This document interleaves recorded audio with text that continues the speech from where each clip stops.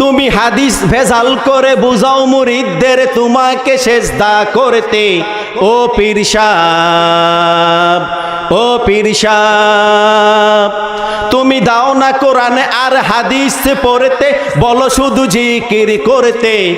ও পীর সাহেব, ও পীর সাহেব, পীর সাহেব সাধারণ মানুষ নয়, সে তো মানুষ অসাধারণ।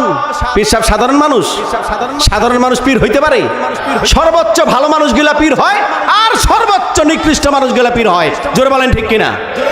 পীর সাহেব সাধারণ মানুষ নয়, সে তো মানুষ অসাধারণ। কসাই আর পীর সাহেব এক তো নয়, কিন্তু দুজন আজ সমানে সমান।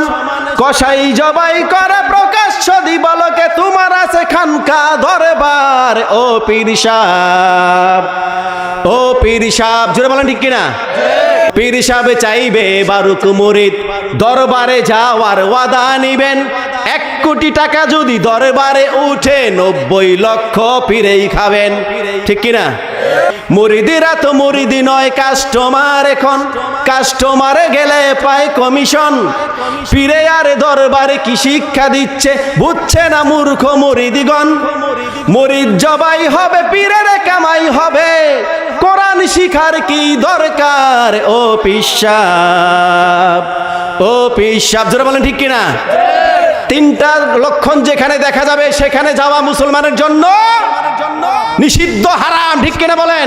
1 নম্বরে যেই দরবারে মহিলারা যায়, ঠিক, যেই দরবারে সেজদা হয়, যেই দরবারে গান বাজনা হয়।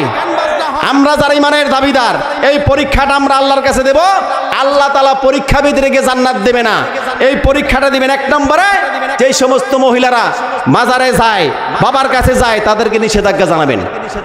কথা বুঝেন নাই?